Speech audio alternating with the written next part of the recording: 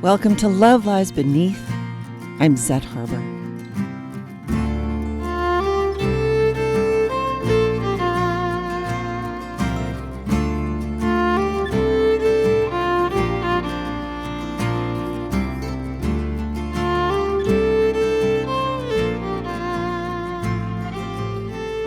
And I'm glad to have you here. Do you feel like stress, fear, or pain take up way too much of your energy? Have you wondered if you'll ever be free of that heaviness of your past? Do you long to feel as good on the inside as your life looks on the outside? In this podcast, you'll discover the story of who you really are and how to set yourself free. Together, we're going to travel into those wild spaces of our inner landscapes and dive deeply into the rich soil of our lives, reclaiming soul through story and healing our hearts. My book, Love Lies Beneath, is the map. Be sure to subscribe to this podcast so you don't miss any of this enriching journey. And now, let the adventure begin.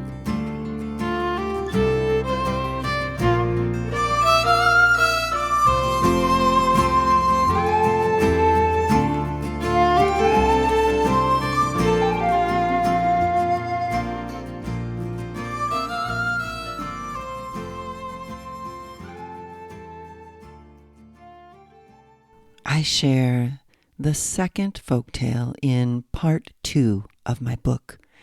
It's called Woman of the Sea. It's a version of a Selkie story.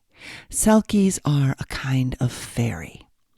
They live in the deep sea, and you do see them, but when you do, they look like seals swimming in the ocean until they come out onto the land. And so many Selkie stories tell what happens to them when they leave the safety and freedom of their home. In this story, I feel and see and live into a story of being separated from my true nature, my true identity. And this story allows me to connect to my feelings of loss and yearning and finally liberation. The loss is that moment or those moments in life that separate me from who I truly am. In my book, I describe it as the original self. In becoming separated from my original self, I took on a different identity. It wasn't exactly not me, but it wasn't really the true me. So this story expresses that so perfectly. I'm going to read it for you now.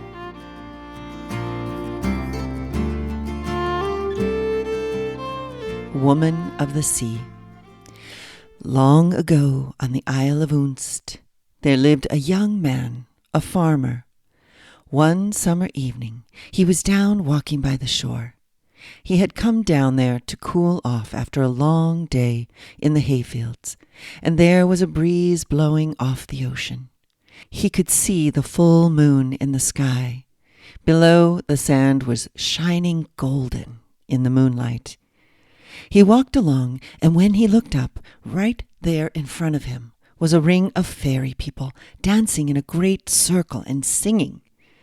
He had never seen them like this before, but because it was midsummer and a full moon, there they were without their sealskins, dancing for joy. The young man moved quietly along the shore, and he saw his shadow moving before him. He could see that not one of the fairy people cast a shadow on the ground. His own shadow moved before him and entered the ring before he did. The fairy people, in an instant, broke the circle and ran for their sealskins. Soon the air was full of the sounds of soft splashing and their cries as they ran for their skins and dove into the water. But there was one of the fairy people, a young woman, running back and forth along the shore, looking as if she had lost something. She ran to the edge of the water with her feet in the foam. She called out to her people to come back for her, but it was too late. They were already gone. The young man looked down, and in his shadow he saw a darker shape. It was her sealskin, and so he picked that up and he hid it behind a rock. Then he walked down to the edge of the water. There he looked at the young woman and he said, "Woman of the sea, why are you crying?" She looked at him, and for a moment he thought she might dive right into the water, even without her sealskin. But instead, she took a step closer to him. "Sir, sir, give it back to me. If you give it back, my people and I will give you the treasure of the sea." "I want no treasure of the sea except for you," he said. "I want you to be my wife. It is by your own hearth that you shall sit beside on those long, cold, dreary nights. Never again will you have to swim in that cold, gray sea." She tried to explain to him about those fairy places deep, deep in the sea, where the water is as warm as a river in summer, where neither snow nor darkness ever come.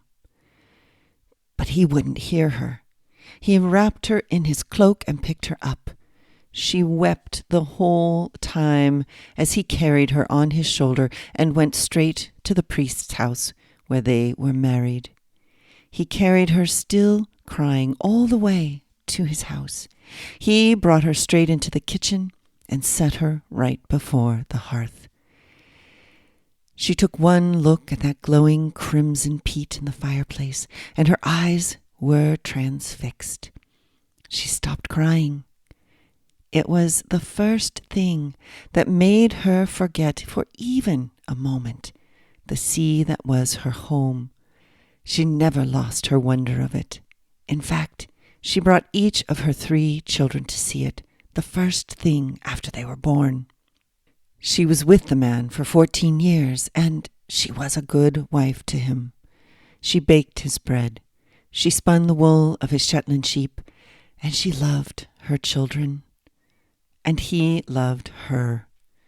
He never once named the sealskin to her, and she never named it to him.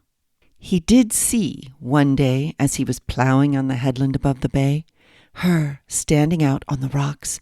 The waves were crashing around her, and she was crying and sobbing to a great gray seal out in the water. But he didn't say anything when he got home that night.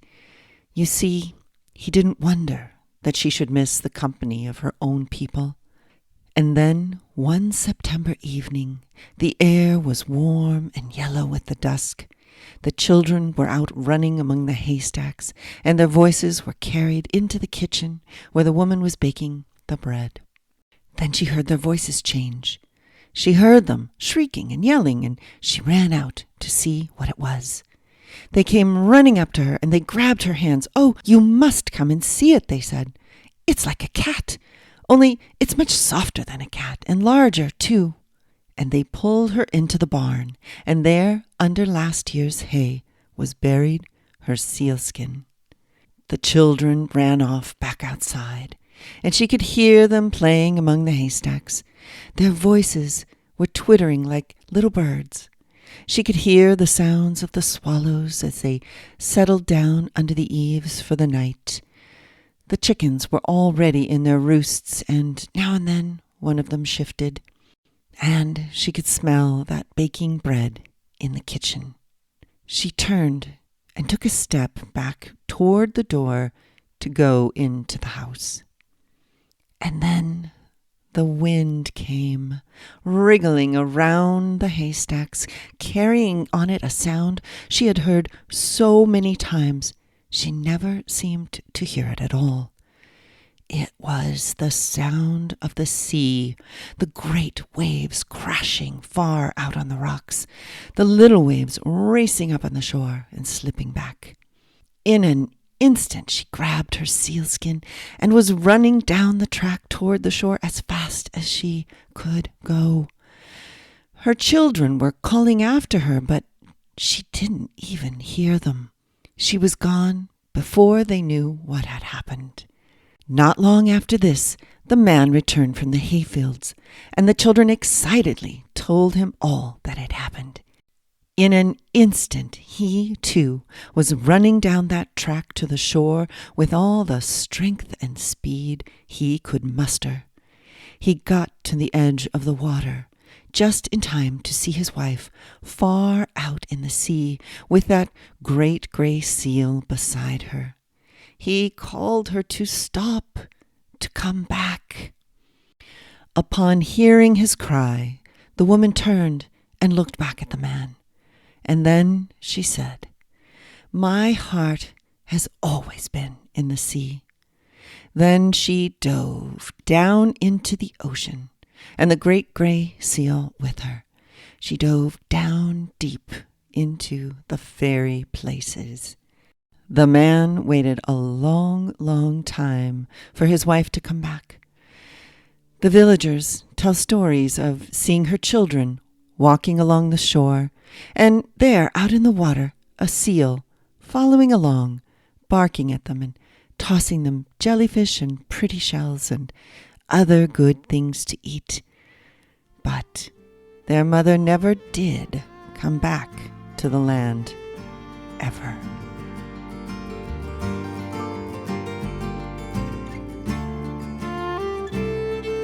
I invite you to spend time with this story with kind curiosity.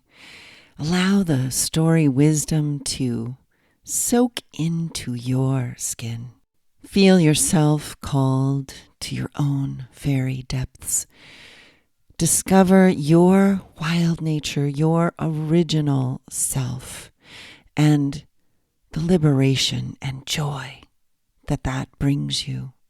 I also invite you to consider the richness of her time as the farmer's wife.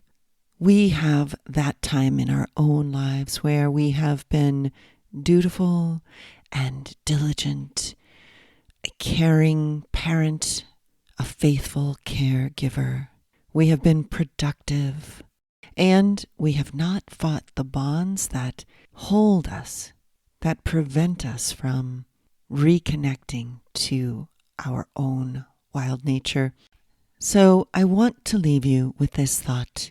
In the coming days, spend time listening to the voices of your children, your imaginal children, the children within your inner landscape who are laughing and dancing and playing and who want to show you something amazing. I'm Zet Harbor. This is Love Lies Beneath. I encourage you to subscribe to this podcast. There's so much more to this adventure, and I invite you to explore with me and discover your wild inner landscapes as you make your way home to your original self. You can find show notes, resources, and even schedule a virtual coffee date with me at the website loveliesbeneath.com. Guruvmila Mahakat.